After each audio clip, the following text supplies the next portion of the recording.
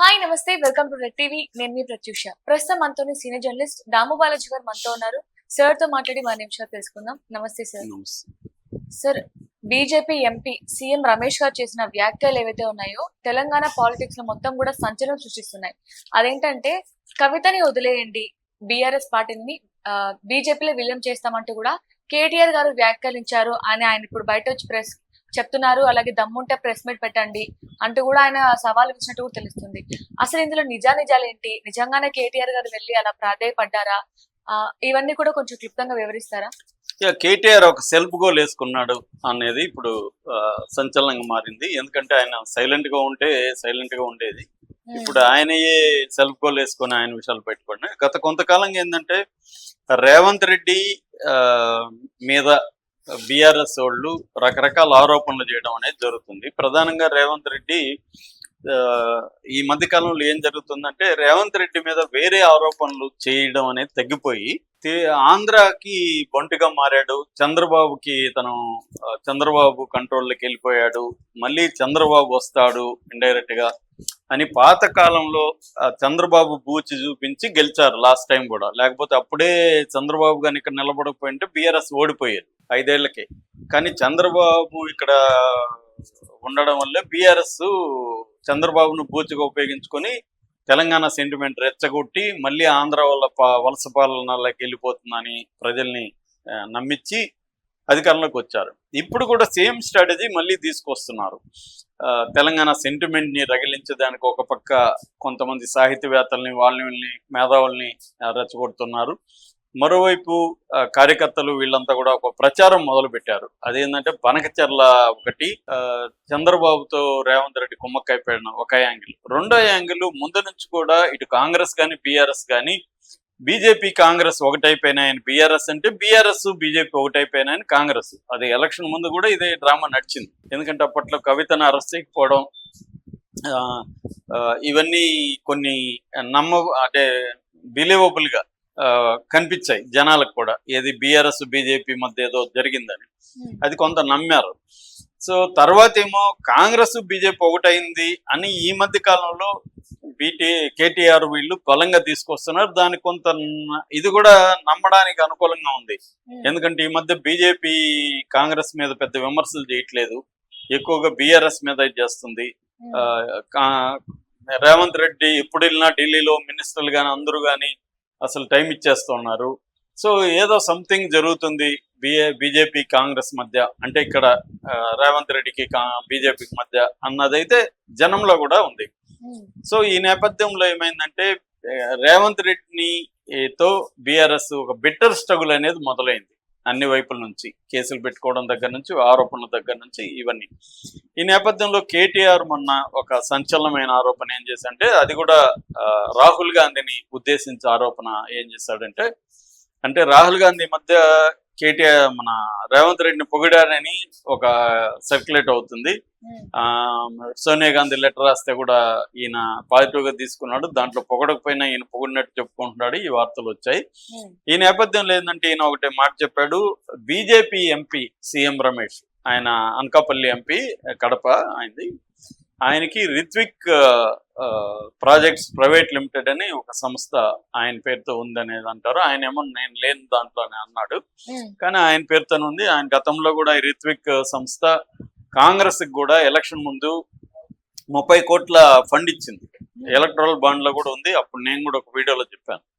ఎందుకు మరి ఒక బీజేపీ ఎంపీ కంపెనీ కాంగ్రెస్ పార్టీకి ఎందుకు 30 కోట్ల ఫండ్ ఇచ్చిందంటే, ఆయన కంపెనీ హిమాచల్ ప్రదేశ్ లో 1000 కోట్ల కాంట్రాక్టు ఇచ్చారు. దానికోసం ఆయన పార్టీ పండించాడు. ఇది మామూలే. ప్రతి బిజినెస్ మ్యాన్ కూడా వాళ్ళని మనం 2 రకాలుగా చూడాలి.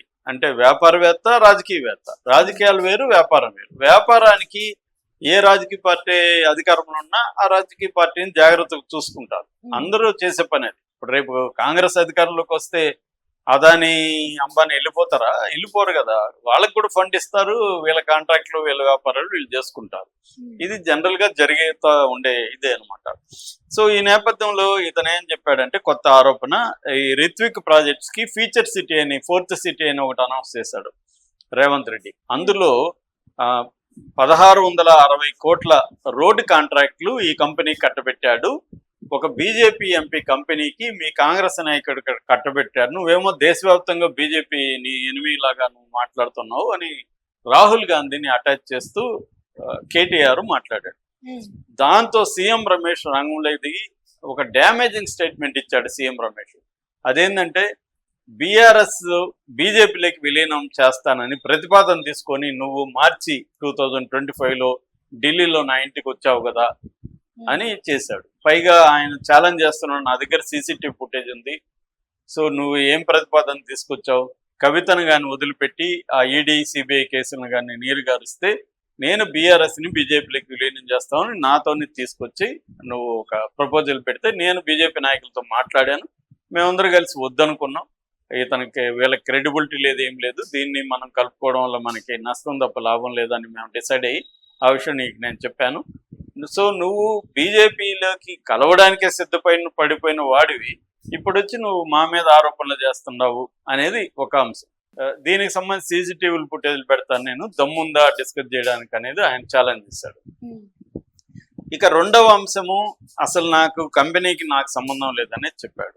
మామూలుగా చాలా మంది రాజకీయ నాయకులు వాళ్ళకి సంబంధం లేకుండా చూసుకుంటారు, వాళ్ళ బినామీలో లేకపోతే వాళ్ళ బంధువులు పేర్లు పెట్టేస్తుంటారు, అది సంబంధం లేదన్నంత మాత్రం ఎవరు నమ్మరు. CM Ramesh is basically business man. So కాబట్టి అది పక్కన పెడితే ఆయన అది కూడా అన్నాడు, అదొకటి. మూడోది ఏంటంటే కేటీఆర్ చేసిన ఆరోపణ ఏంటంటే దీన్ని నామినేషన్ బేసిస్ లో ఈ కాంట్రాక్ట్ ఇచ్చారు, బిడ్డింగ్ ఓపెన్ బిడ్డింగ్ అనేది చేయలేదు సో అనేది ఆరోపిస్తూ దాన్ని కూడా ఆయన తిప్పికొట్టాడు. ఓపెన్ బిడ్డింగ్ జరిగింది, ఈవెన్ మెగా తర్వాత ఎల్ఎన్టీలను కూడా బీట్ చేసి మా కంపెనీ దక్కించుకుంది ఓపెన్ బిడ్డింగ్ లో, నువ్వు తెలియకుండా మాట్లాడద్దు అనేది ఆయన చెప్పాడు.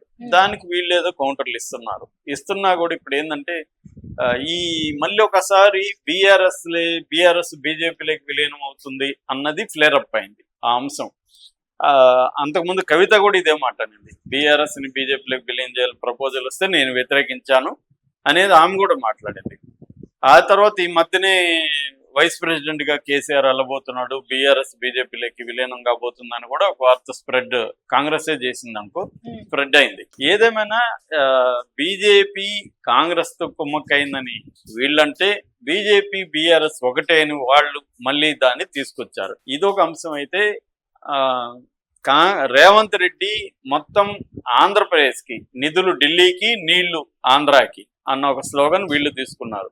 అంటే ఇక్కడ ఉన్న నిధులన్నేమో రాహుల్ గాంధీకి ఇచ్చేస్తున్నాడు, నీళ్లు తీసుకుని వెళ్ళి వాళ్ళకి ఇచ్చేస్తున్నాడు. గోదావరి నీళ్లు బనకచర్ల ప్రాజెక్ట్ ద్వారా ఆంధ్రాకి వెళ్ళిపోతున్నాయి, అక్కడ ఏమీ ఆలు లేదు సూలు లేదు ఇంకా, కానీ ఆ ప్రొజెక్షన్ చేస్తూ వస్తున్నారు. ఈ క్రమంలో ఆంధ్ర కాంట్రాక్టర్లకి ఇక్కడ పెద్దపీట వేస్తున్నాడు రేవంత్ రెడ్డి అనేది ఇతను నెరేటివ్. కానీ నిజానికి బీఆర్ఎస్ కూడా పెద్దపీటే వేసింది, బీఆర్ఎస్ కూడా మెగా కంపెనీ కాంట్రాక్ట్లు ఇచ్చింది, ఆ తర్వాత కేపీసీ వాళ్ళు ఇచ్చారు, నవయుగ వాళ్ళకి ఇచ్చారు, మధుబని అది ఖమ్మంలో అయినప్పటికీ దాని మూలాలు మళ్ళీ ఆంధ్రాలో ఉన్నాయంటారు. అట్లాగే ఎస్సీడబ్ల్యూ అని ఉంది, ఇన్ఫ్రా అని ఉంది, అది కూడా దాని మూలాలు మళ్ళీ ఆంధ్రాలో ఉన్నాయంటారు. ఇలాగా చాలా కంపెనీలకి ఇక్కడ ఇచ్చారు. ఎన్వి రమణ మాజీ చీఫ్ జస్టిస్ ఆఫ్ ఇండియా, ఆయనకి 250 కోట్లు ఎంతో స్పేస్ ఇచ్చారని అది గొడవ కోర్టు ఏదో క్యాన్సిల్ చేసింది మొన్ననే ఆర్బిట్రేషన్ సెంటర్కి. ఇలాగా వీళ్ళు బీఆర్ఎస్ ఉన్నప్పుడు కూడా కాంట్రాక్టులకి ఇచ్చారు. రెండవది అసలు ఆంధ్ర కాంట్రాక్టులకి ఎందుకు ఇవ్వకూడదు తెలంగాణలో అన్న ప్రశ్న కూడా వస్తుంది. నువ్వు ఎక్కడెక్కడో విదేశీ కంపెనీలంతా ఆహ్వానించి మల్టీనేషనల్ కంపెనీలంతా మా రాష్ట్రంలో పెట్టుబడులు పెట్టిందని చెప్తున్నప్పుడు పక్క రాష్ట్రం నుంచి పెట్టుబడులు పెడితే తప్పేంటి అన్న ప్రశ్న కూడా వస్తుంది. ఇండియాలో కూడా నార్త్ ఇండియన్స్, మార్వాడీలు, వీళ్ళు గుజరాతీ వాళ్ళు వచ్చి ఇక్కడ అంబానీలు, అదానీలు అందరూ కంపెనీలు పెడుతున్నారు, గుజరాత్ బ్యాచ్ అంతా. పక్కనున్న ఆంధ్ర నుంచి వచ్చి కాంట్రాక్టులు ఇక్కడ పొందితే తప్పేంటి అన్న ప్రశ్న కూడా డిస్కషన్లోకి వస్తుంది. కానీ ఇదంతా ఏంటంటే తెలంగాణలో ఇప్పటికి కూడా ఆంధ్ర వాళ్ళ పెత్తనం మళ్ళీ వస్తుందేమో నాకు భయం అయితే ఉంది. తెలంగాణ కల్చర్ మీద కానీ తెలంగాణ జీవన విధానం మీద కానీ ఆంధ్రుల దాడి అనేది జరిగే అవకాశం ఉంది మనం జాగ్రత్తగా లేకపోతే అన్న ఒక భయాందోళనలు కొన్ని సెక్షన్లు అయితే ఉన్నాయి. దాన్ని ఉపయోగించుకొని ఈ చంద్రబాబుకి రేవంత్ రెడ్డికి మధ్య ఉన్న సంబంధాన్ని ఉపయోగించుకొని బీఆర్ఎస్ లాభపడాలనేది బీఆర్ఎస్ స్ట్రాటజీ. దీన్ని కౌంటర్ చేయడానికి కాంగ్రెస్, బీజేపీ ట్రై చేస్తున్నాయి. ఇప్పుడు దీనివల్ల ఇంకొక సమస్య ఏమవుతుందంటే కేటీఆర్కి బలం ఒక రకంగా పెరుగుతుంది. ఎందుకంటే చూడు, రేవంత్ రెడ్డి అనగానే మళ్ళీ బీజేపీ సపోర్ట్లోకి వచ్చింది, వీళ్ళంతా ఒకటే అన్న నెరేషన్ కూడా జనంలోకి వెళ్తుంది. సో ఇదొక రకమైన రాజకీయ పద్మవ్యూహం లాగా ఉంది. దీంట్లో మరి క్లియర్ విన్నర్ అంటే నెక్స్ట్ ఎలక్షన్ వరకు మనం వెయిట్ చేయాలి. Thank you so much sir.